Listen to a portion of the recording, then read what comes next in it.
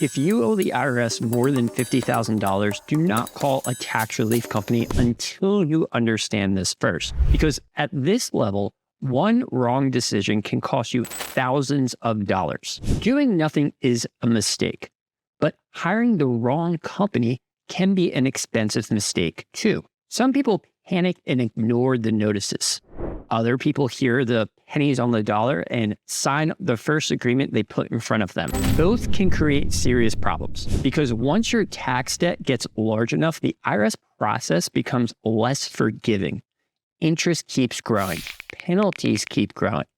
Collection risks become more serious. And the strategy you choose in the beginning can affect the case for months or even years. So before you agree to a payment plan, before you send anyone a retainer, and before you trust a company that promises a settlement, here is what you need to understand. I'm Brad Paladini. I'm a tax attorney and founder of Paladini Law.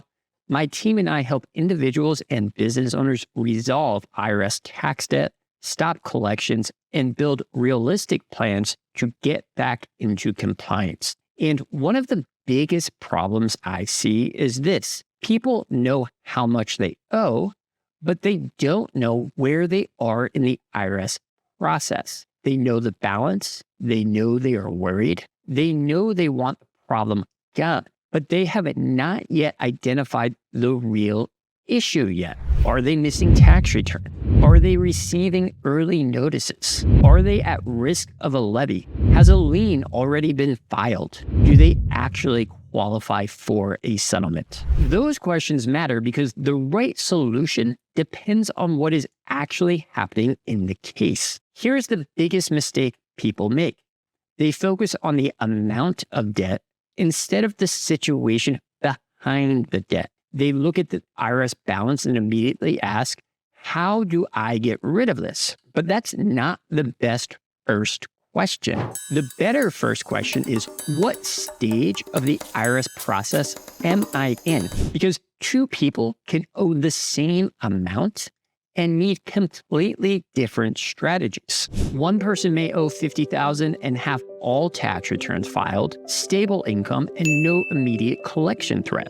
Another person may owe $50,000, have missing returns, escalating notices, and a possible levy risk. Same debt amount, very different situations. One person may need a payment arrangement. Another may need to get compliant first. Another may qualify for currently non-collectible status. Another may qualify for an offer in compromise. But you can't know that by looking at the balance alone. Before you solve the problem, you have to diagnose the problem. Let's talk about why the $50,000 number gets people's attention. The IRS doesn't have a magic switch that exactly flips at $50,001, but as the balance grows, the consequences usually become harder to ignore. Interest continues to accrue, penalties continue to accrue, IRS notices may escalate, collection pressure can increase, federal tax liens can become part of the conversation. And in some cases, taxpayers may face serious collection action if they do not respond appropriately. This is when many people start to panic. They realize the problem is not going away. They realize the balance is not getting smaller. And that is when the advertisements become very tempting. Settle your tax debt. Pay pennies on the dollar. Use the Fresh Start program. Get IRS forgiveness. Those phrases sound good, but they do not answer the most important question. Do you actually qualify? Because if you do not qualify, the advertisement does not matter. Here's the part that many taxpayers are never told clearly. There is no IRS program that automatically eliminates tax debt just because the balance is high. The IRS generally looks at your financial reality, your income, your expenses, your assets, your equity, your compliance history, your ability to pay. That is what drives the available options. Not the size of the balance by itself, not the marketing language, not the promise in an advertisement. This is why two taxpayers can both owe $50,000 and get completely different outcomes. One may qualify for a settlement. One may not. One may need a structured installment agreement. One may need temporary collection relief. One may need to file missing returns before any resolution option is even available. So if someone promised you a specific result before reviewing your transcripts, income, expenses, assets, compliance history, that's a red flag. A real strategy starts with facts. Let me give you an example.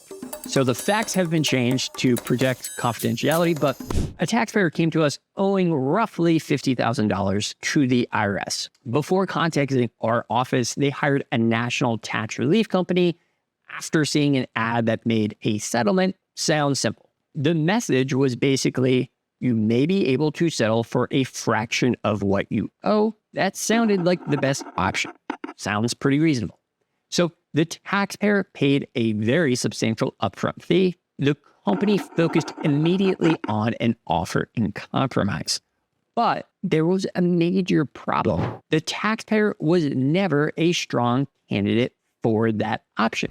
Their income was too high. Their assets created too much collection potential. And based on the financial picture, the IRS was unlikely to accept the offer. Months passed, thousands and thousands of dollars were spent. The offer was rejected.